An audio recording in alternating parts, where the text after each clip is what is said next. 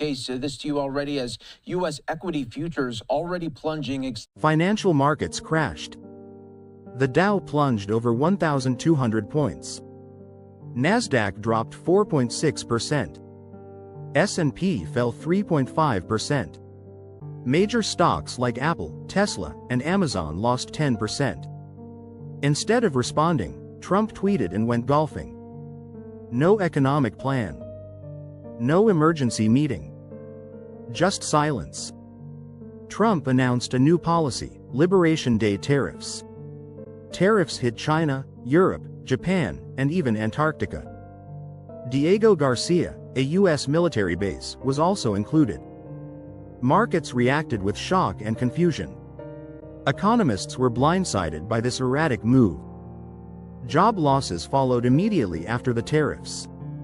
Stellantis laid off 900 workers at 5 factories. Whirlpool cut nearly a third of its Iowa staff.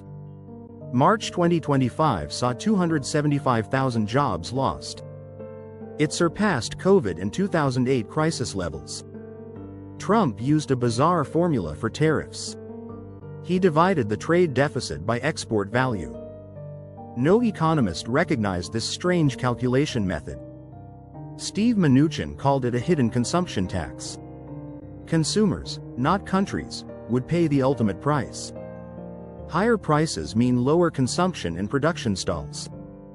Economists warn of a long, deep recession ahead. Banks like Barclays and Morgan Stanley downgraded forecasts. The Federal Reserve froze all interest rate plans. They said the economy is too unstable now.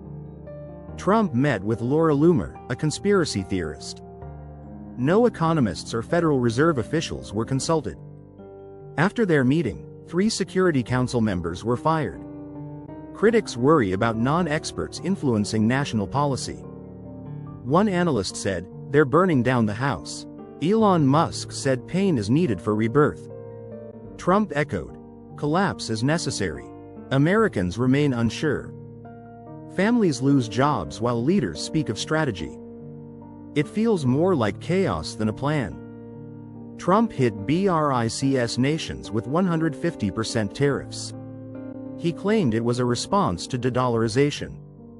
But why strike if BRICS isn't a threat? Maybe Washington fears losing global financial control. The dollar once held 70% of global reserves. By 2023, it dropped to 58%, IMF reports. BRICS countries now trade using local currencies. Russia and China avoid using dollars altogether. India buys oil from Russia using rupees. Iran, Egypt, and UAE joined BRICS in 2023. Argentina and Saudi Arabia are now negotiating to join. BRICS now holds 40% of the world's population. Their global GDP share is rising fast.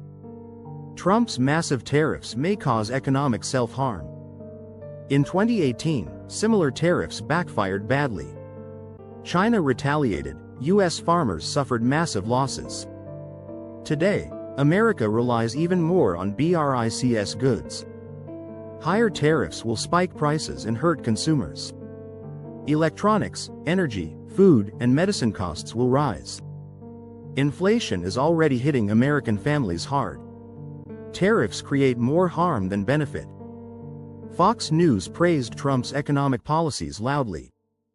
Laura Ingraham dismissed free trade as unimportant. Janine Pirro said she wasn't worried about markets. They ignored the layoffs and crashing stock values. Meanwhile, regular Americans struggle to survive. Despite Trump's defense of his policies, the economy continued to worsen. Fox News remained loyal, backing up his decisions. Kevin Hassett claimed that the tariffs would eventually lead to more U.S. business and manufacturing. He painted a picture of economic success amidst the chaos. But these promises felt hollow to those struggling. Inflation soared. Job losses mounted. The economy faltered under the weight of misguided decisions. Ordinary Americans felt left behind as leaders touted theories disconnected from their reality. Experts continued to warn that the situation was dire. Trump's tariffs were only deepening the crisis. They weren't bringing jobs back, they were costing jobs. The economy wasn't stabilizing, it was rapidly spiraling into deeper recession. The global landscape, meanwhile, was changing. BRICS nations were gaining ground, moving away from the dollar. With this shift, the US found itself losing its long-held dominance in global trade. Other nations were adapting, but America remained stuck in outdated strategies. As the world's financial center shifted, the US seemed caught off guard. Trump's tariffs were seen as a desperate reaction, not a strategic move. The result was clear. The US was losing influence, while BRICS nations were rising, leaving the old world order in their wake. Ultimately, the toll on the US economy was undeniable. Trump's policy, once touted as a fix, only intensified the crisis. America's place in the world was changing, and it seemed ill-prepared for the challenges ahead. The world had moved on, and the US was struggling to keep up.